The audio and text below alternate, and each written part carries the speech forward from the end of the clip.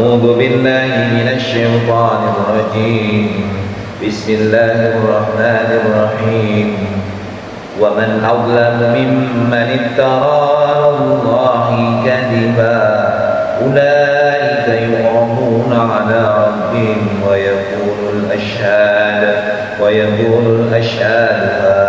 هؤلاء الذين كذبوا على ربهم ألا لعنة الله على الظالمين الذين يصدون عن سبيل الله ويبغونها عوجا وهم بالآخرة هم كافرون أولئك لم يكونوا معجزين في الأرض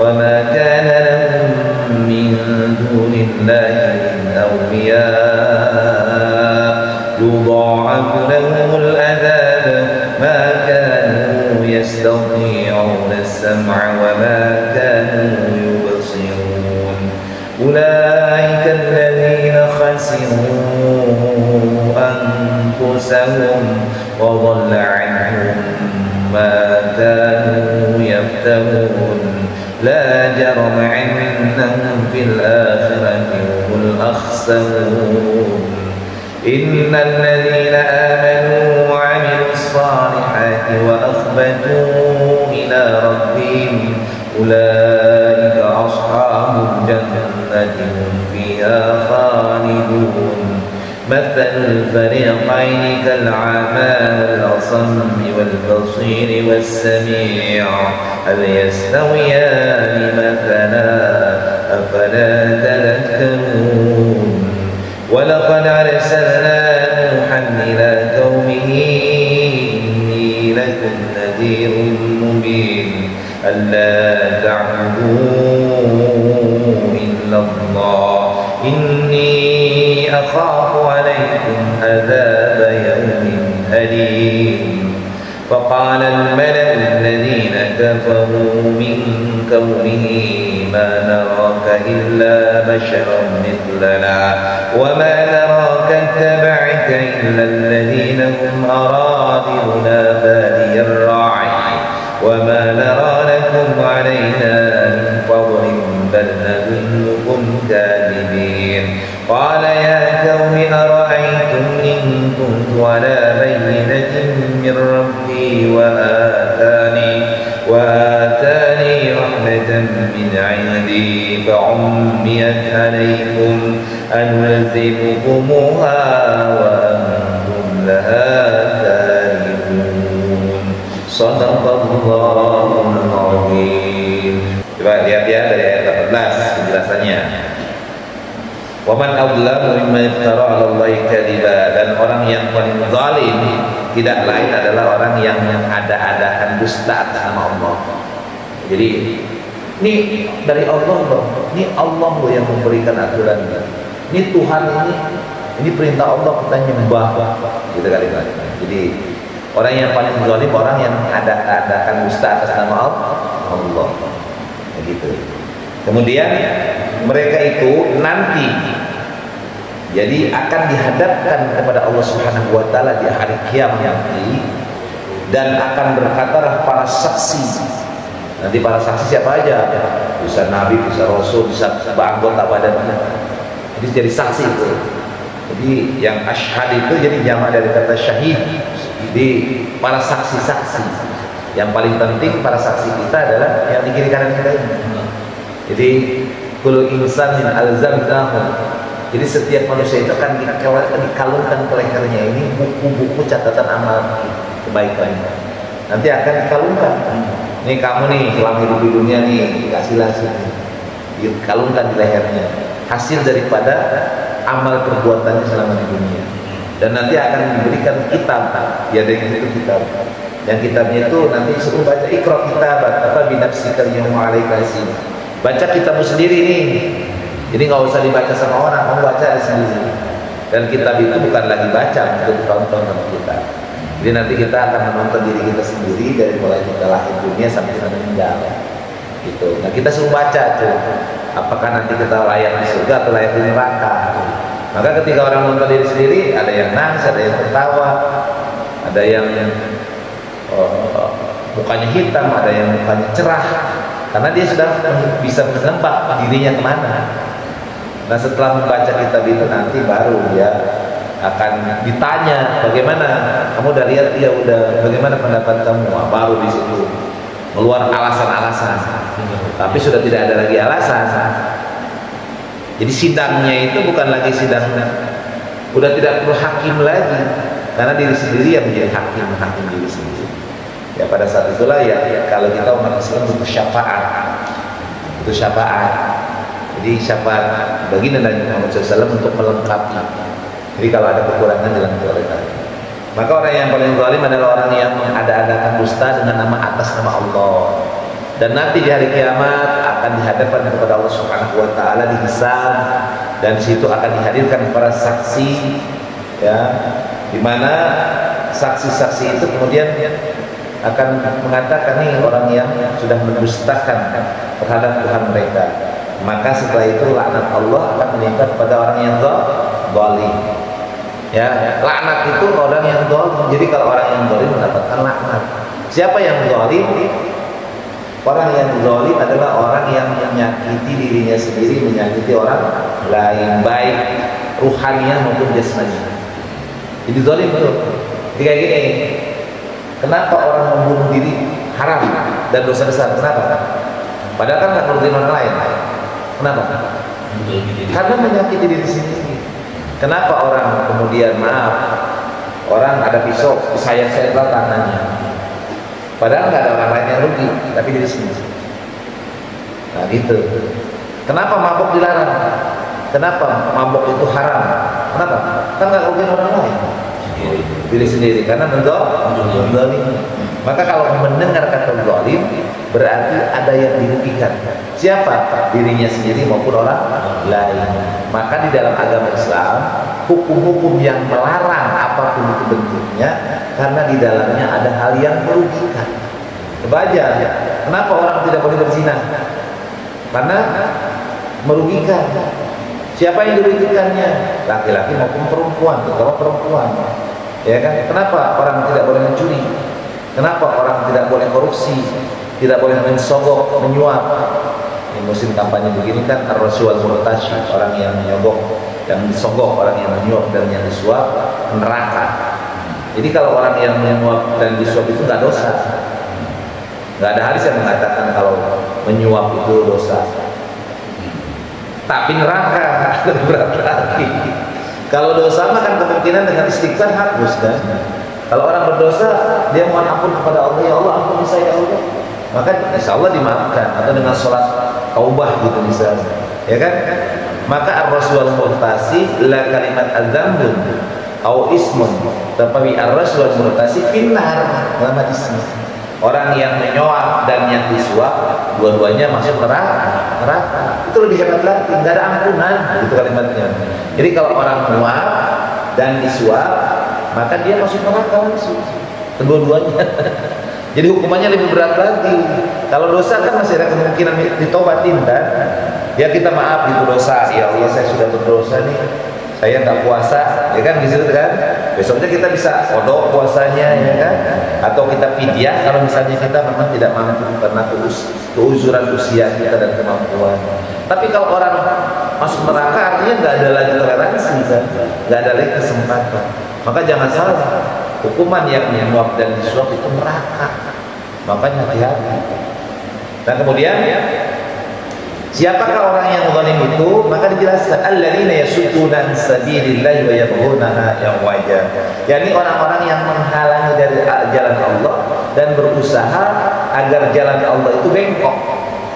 Artinya orang yang menentang dakwah Islam, orang yang menghalang-halangi orang berbuat kebaikan, orang menghalang-halangi orang yang jujur, amanah, kabupaten, orang menjadi pemimpin, menghujat, menghina, mencaci, menjegal, orang zalim, orang yang berusaha mencegah dakwah Islam itu berkembang. Nah itu orang yang zalim, orang yang menghalangi orang lain dari jalan Allah dan berusaha membelokkan orang itu dari jalan Allah. maka mereka di akhirat nanti adalah orang-orang yang kafir. Kemudian mereka itu dalam ayat ke-20-nya, lam yakunu mu'jizina fil ardi wa ma kana lahum min dunillahi min awliya. Mereka tidak akan mampu menghalangi siksaan Allah di bumi. Jadi diingat, orang zalim, orang kafir itu akan disiksa oleh Allah Subhanahu wa taala di bumi. Oh, kok bisa? Apa bentuk siksaannya? Bisa jadi azab langsung oleh Allah, sebagaimana menimpa kaum Nabi Nuh, menimpa kaum Nabi Lut, menimpa kaum Ad, kaum Samud, karena mereka sudah zalim, sudah kafir. Nah, ketika Allah sudah murka karena mereka sudah keterlaluan dan kebangetan, maka Allah turunkan azab. Nah, ini tidak ada seseorang pun yang mampu lari atau mampu menghalangi siksaan Allah di bumi, dan tidak akan ada lagi bagi mereka penolong selain mereka. Yudha'afu lahumul adzab, azab itu dilipat gandakan kepada mereka. Mereka tidak mampu mendengar kebenaran dan tidak dapat melihat. Ini orang yang zalim, orang kafir begitu. Ini menutup mata dari kebenaran. Jadi kalimatnya begini, maaf, kita sudah tahu kalau pimpinan kita, keluarga kita, yaitu dolim, salah, melakukan kejahatan, tapi kita pura-pura saja tidak tahu, pura-pura kita membela mati-matian. Orang zalim. Gitu. Contoh lagi, maaf, kita sudah tahu misalnya pemilu 02 itu misalnya prosesnya sudah tidak benar, profilnya pun misalnya orang ini sudah banyak celahnya, tapi bagi pengikutnya dia tutup matanya, dia tutup hatinya, ya kan? Itu orang yang zalim dan bisa jatuh kepada kekafiran. Makanya bela mati-matian orang yang salah nggak boleh. Orang yang salah jangan dibela mati-matian. Orang yang salah itu harus diingatkan dan dibenarkan, bukan dibela mati-matian. Kan kebanyakan kadang-kadang saya kalau nonton di televisi gitu ya, udah salah dibela mati-matian, jadi kelihatan tambah bodoh dia orang itu. Betul. Ya gitu kan, udah salah kalau dibela mati-matian. Jadi kalau kita itu kalau salah salahkan, kalau benar katakan benar, kalau salah katakan salah. Itu jangan salah dikatakan benar, benar dikatakan salah. Maka kalau itu sudah putar balik, zalim. Dan ingat, zalim itu bukan main-main. Ya, maka dia akan merasakan nanti akibatnya. Ya, kita nggak tahu lah bagaimana. Ulaikal ladzina khasiru anfusahum wa dhalla anhum ma kanu yaftarun. Mereka itulah yang orang yang zalim, yang kafir itu. Mereka lah yang sudah merugikan dirinya sendiri. Ya, kemudian dikatakan dan kemudian dilanjutkan wa dhalla anhum ma kanu yaftarun, dan lenyaplah dari mereka apa yang selalu mereka ada-adakan. Jadi lenyapnya itu artinya gini nih, yang ada-adakan mereka itu apa? Tentang masalah misalnya keyakinan selain Tuhan, orang yang ada-adakan atas nama Allah dengan penyembah-penyembah, dengan ritual-ritualnya, maka hilang di hadapan Allah. Ya, jangankan di hadapan Allah, coba aja kalau misalnya maaf ya, orang sombong-sombong, wah saya orang hebat, terjadi aja gempa bumi, kebakaran, atau terjadi petir begini, orang mana berani mengatakan saya hebat, ya kan? Itulah. Jadi wa dhalla anhum ma kanu yaftarun, maka hilanglah, lenyaplah dari mereka apa yang mereka ada. Kemudian la jarama annahum fil akhirati humul akhsarun, pasti mereka itu menjadi orang yang paling rugi di akhirat. Jadi la jarama itu artinya la jaroma, sesuatu yang mutlak itu kalimatnya. Tidak ada keraguan di dalamnya, atau pasti orang-orang zalim dan orang-orang kafir itu adalah orang yang paling merugi di hari akhirat nanti. Innal ladzina amanu wa 'amilus shalihat, sesungguhnya orang-orang yang beriman yang mengerjakan kebajikan, melaksanakan amal-amal saleh, wa akhbatu ila rabbihim, dan merendahkan diri di hadapan Tuhannya, mereka itu adalah penghuni surga yang abadi di dalamnya. Ingat tuh, jadi cirinya kita ingin ahli surga itu ada 3: iman, amal soleh, kemudian tawaddu atau akhbatu. Akhbatu itu artinya merendahkan diri dengan menjalankan perintah dan menjauhi larangan. Itu artinya nggak sombong. Akhbatu Ahbad itu artinya merendahkan diri di hadapan Allah, melaksanakan perintah Allah dengan ketulusan dan keikhlasan, maka dia ahli surga abadi dia di dalamnya. Nanti penjabarannya amal soleh banyak panjang lebar. Kemudian ahbad itu bagaimana orang merendahkan dirinya di hadapan Allah Subhanahu wa taala, itu pun akan banyak varian-variannya. Kemudian matsalul fariqaini kal a'ma wal asam wal basir was sami'. Perumpamaan kedua golongan, yakni orang kafir dan orang mukmin, seperti orang buta dan tuli dengan orang yang dapat melihat dan dapat mendengar.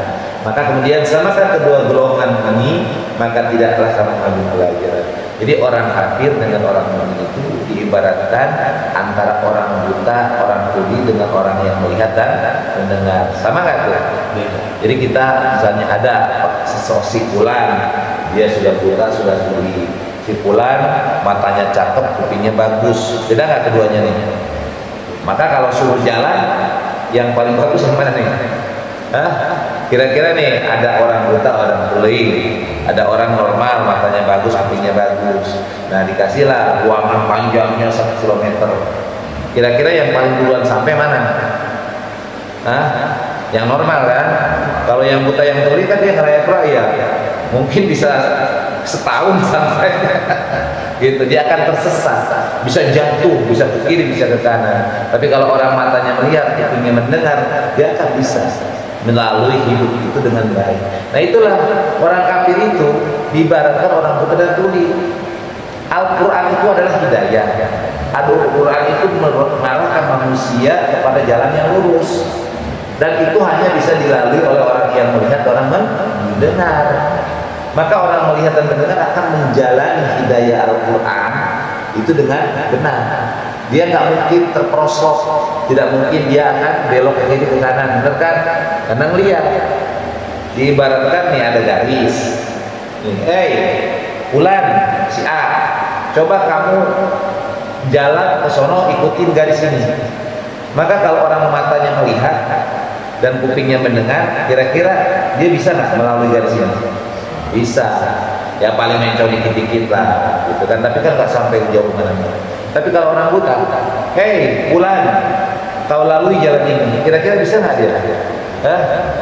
Nggak, kecil kemungkinan dia bisa. Gitu. Artinya dia akan tersesat, akan terjatuh dan sebagainya. Maka kata Allah, nggak sama antara orang mukmin dan orang kafir. Orang mukmin dan kafir, atau orang kafir dan orang mukmin itu ibaratkan orang yang buta dan tuli dengan orang yang melihat dan mendengar. Maka tidak sama di antara keduanya. Kemudian dilanjutkan,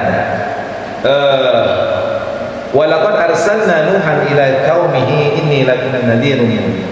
Sungguh kata Allah, kami telah mengutus Nuh kepada kaumnya dengan ucapan yang dikeluarkan oleh Nabi Nuh, inni lakum nadhirun mubin. Aku ini diutus kepada kamu wahai umatku, nadhirun mubin, untuk memberikan atau sebagai pemberi peringatan yang nyata dan jelas. Ya, artinya ini adalah sesuatu yang diperintahkan Allah, yang diwahyukan oleh Allah, diangkat oleh Allah sebagai Nabi dan Rasul untuk membenarkan agar tidak tersesat dalam menyembah. Kemudian apa yang didakwahkan oleh Nabi Nuh? Allah ta'budu illallah. Jangan kalian menyembah kecuali Allah. Jangan kalian beribadah selain kepada Allah. Gitu perintahnya tuh. Inni akhafu alaikum adzaba yaumin alim.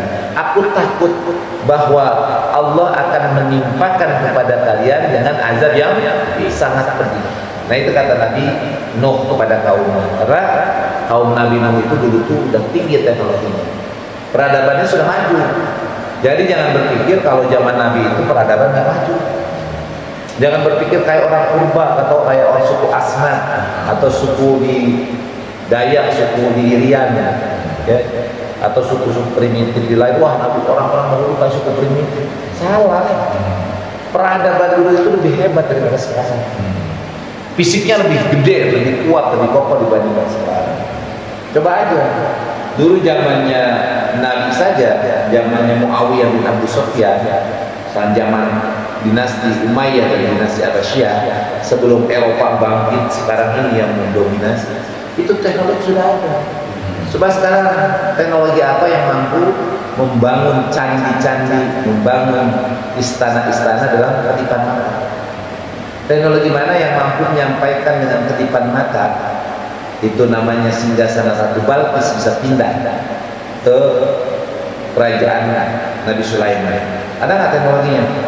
Atau bagaimana Nabi Sulaiman memerintahkan kepada para jin dan para yang lainnya untuk membangun gedung, untuk memukir dari tanah perhiasan-perhiasan wali-wali dan lain sebagainya. Mana ada teknologi? Jadi kalau berpikir sekarang teknologi canggih, bohong. Itu hanya kita saja yang berprasangka. Teknologi dulu itu lebih hebat. Bahkan semua lebih hebat. Cuman karena Allah murka, Allah binasakan. Bisa jadi kita nih sekarang udah teknologi mobil, pesawat tempur dan lain sebagainya. Allah matikan sumber-sumbernya, hancur kita. Atau Allah datangkan, maaf, misalnya Allah datangkan azab dengan angin puting beliung, dengan badai topan, dengan bumi yang kemudian bergoncang 10 kali. Coba kalau seandainya kita aja 6,5 skala Richter, ya Fahrenheit itu aja sekarang belum lantai ya kan? Bagaimana kalau 10? Wah hancur kan? Maka peradaban kan jadi gini, hancur kan? Maka kembali menjadi rata seolah-olah tidak pernah ada kehidupan, seolah-olah bagaikan padi yang habis disabit. Itu kalimatnya. Jadi kalau kita berpikir, wah zaman Nabi dulu primitif, ya itu salah. Dulu zaman Nabi Nuh itu orang sudah sangat teknologinya lagi. Bahkan nanti setelah Nabi Nuh ada namanya kaum Ad. Itu mereka mampu membangun pilar, bukit-bukit batu dipahat dengan teknologinya menjadi bangunan pilar. Sekarang ada nggak? Kita bangun apartemen aja cuma dari coran kan? Ya kan, dari coran. Kalau orang dulu enggak, gunung dipahat jadi pilar. Gitu, jadi hebat teknologi. Nah, apa yang diucapkan oleh Nabi Nuh kepada kaumnya, bahwa agar mereka itu hanya menyembah kepada Allah, tidak menyembah kepada yang lainnya. Kemudian dilanjutkan, faqala al-mala'u alladziina kafaru, maka berkatalah para pemuka yang kafir dari kaumnya, ma naraka illa basyaran mithlana, kami enggak melihat kamu kecuali kamu hanyalah manusia biasa kayak kami. Wa ma naraka tabaka illa alladziina hum aradiluna badiya ra'yi, dan kami melihat yang mengikuti kamu itu hanyalah orang-orang yang lemah gitu. Wa ma nara lakum alaina min fadlin bal nabikum tadibin, kami enggak melihat kelebihan kamu dibandingkan kami, pasti orang hanyalah seorang pendusta. Jadi ketika Nabi Nuh datang kepada kaumnya yang hebat, yang kaumnya punya kekuasaan, punya kekayaan, punya power luar biasa, Nabi Nuh datang kepada para penguasa itu, tinggalkan itu ritual-ritual nggak benar itu, sembah Allah, tinggalkan kekafiran, tinggalkan. Maka orang itu ngomong, apa siapa kamu, siapa lu? Kamu hanya manusia seperti kita kok, bukan malaikat. Dan kami pun melihat kamu, Nuh, yang ngikutin kamu ailah orang-orang miskin, orang-orang kere gitu. Dan kami nggak melihat kelebihan kamu dibandingkan kami. Nah, itu ucapan daripada para penghulu atau pemimpin kafir di antara kaum. Kemudian qala ya qaumi ara'aytum in kuntu ala bayyinatin min rabbi wa atani rahmatan min indih fa umiyat alaikum anulzimukumuha wa antum laha karihun. Maka Nabi Nuh kemudian berkata, wahai kaumku, bagaimana menurut kalian, menurut pendapat kalian, jika aku mempunyai bukti yang nyata dari Tuhanku dan aku diberi rahmat dari sisinya, sedangkan rahmat itu disambarkan bagimu, apa kami akan memaksa kamu untuk menerimanya padahal kamu tidak menyukainya? Jadi kalimatnya begini, kata Nabi Nuh, kaumku, menurut kamu gimana kalau seandainya aku ini ada bukti dari Allah, aku mendapatkan perintah Allah, aku sudah diangkat Nabi dan Rasul, dan Allah memberikan rahmat itu kepadaku, tapi rahmat itu maksudnya mukjizat, kelebihan, tetapi mukjizat itu disembunyikan di hadapanmu. Disembunyikan artinya gini loh, orang itu melihat kelebihan seseorang, melihat bahwa dalam hati nuraninya dia yakin bahwa orang ini adalah merupakan Nabi dan Rasul. Jadi kalimat begini simpelnya ya, untuk menggambarkan. Kita melihat seorang tokoh Anies Baswedan. Semua orang paham Anies Baswedan itu orang yang baik. Kita semua paham bahwa Anies itu seorang yang amanah, seorang yang jujur, karena sudah ada track record. Tetapi kemudian orang-orang yang membenci, baik itu karena kepentingan politiknya atau hal-hal yang lainnya, maka dia menutup hati, menutup matanya, menilai Anies bukan dari sisi itu, bahkan mencari kelemahan-kelemahan dari Anies Baswedan itu. Nah itu ibaratnya seperti itu tuh. Jadi orang-orang atau umat atau kaumnya Nabi Nuh itu melihat Nabi Nuh itu mempunyai banyak kelebihan. Dia akhlaknya bagus, orangnya soleh, orangnya amanah. Kemudian dia punya kelebihan-kelebihan lain. Tapi kemudian karena kesombongan mereka, karena kepentingan dikhawatirkan mereka akan jatuh harta martabatnya, maka keluar ucapan-ucapan. Jadi ucapannya apa tadi ucapannya? Kamu hanya manusia biasa. Kami nggak melihat keutamaan atau kelebihan kamu. Kamu ini bohong, ngaku-ngaku sebagai Nabi dan Rasul, tapi nggak punya bukti. Nah itu yang terjadi. Jadi orang manakala dia menutup mata hatinya, maka yang terjadi dia akan menutup dari kebenaran. Maka buka hati, hilangkan kebencian, hilangkan dendam. Berbeda itu adalah hal yang wajar, tapi jangan kemudian menutup mata hati kita. Jadi boleh orang berbeda, orang namanya berbeda begini. Kalau ada orang lagi baju-baju nih, baju ini yang gantungin, saya tanya Padaran suka yang mana? Padahal di antara warna ini. Sebutin aja yang mana warna yang suka. Ya apa warna mana? Ini, warna ini. Suka yang mana? Warna ini yang hijau. Nah itu beda kan? Nah, Padaran suka yang warna ini. Nah, Mas Adi sukanya warna ini. Itu hal yang wajar. Karena suka itu tidak bisa dipaksa. Tapi kemudian tidak boleh menghina apa yang dipilih oleh seseorang. Itu kalimatnya begitu. Ya kesimpulannya, yang pertama kesimpulannya bahwa hati-hati kita dengan orang-orang kafir, orang-orang yang zalim. Karena orang yang zalim ini selalu siap-siap menjadikan kita seperti mereka. Lalu yang kedua, jadilah orang yang beriman, banyaki amal-amal soleh, rendahkan diri kita di hadapan Allah, jangan sombong. Ya. Kemudian yang terakhir, bahwa tugas kita sesungguhnya adalah beribadah kepada Allah Subhanahu wa taala. Maka dalam amal-amal kita lahirkan niat tulus dan ikhlas untuk beribadah kepada Allah Subhanahu wa taala. Jadi apapun, menjadi kepala rumah tangga, menjadi satpam, jadi security di sini, menjadi karyawan, pegawai, maka niatkan ikhlas karena Allah Subhanahu wa taala. Jadi bahasanya kita menjadi karyawan dari sebuah perusahaan, hakikatnya saya bukan karyawan, tapi saya adalah hamba Allah yang mencari rezeki. Maka ikhlas menjalani itu. Jadi enggak. Ya, cukup ya. Shadaqallahul azim. Alhamdulillah. Saleh itu katanya baik. Dari salaha. Salaha itu dari kata saleh, kata salah. Kalau salaha. Salaha itu artinya orang yang benar sesuai dengan aturannya. Jadi orang yang menjalankan aturan itu namanya orang saleh. Jadi misalnya begini, kan ada hidup punya aturan. Kalau di kantor itu kan ada aturan tuh. Datang tidak boleh lebih dari jam 7, ya kan? Datang harus tepat waktu, bekerja harus sesuai target, kemudian di dalam ruangan tidak boleh merokok. Nah aturan-aturan itu dijalankan, maka dia orang yang soleh. Gitu. Jadi artinya soleh itu menjalankan aturan. Iya, taat. Soleh itu artinya adalah ketaatan sesuai dengan rule-nya, aturannya. Jadi orang yang amal soleh adalah amal kebaikan.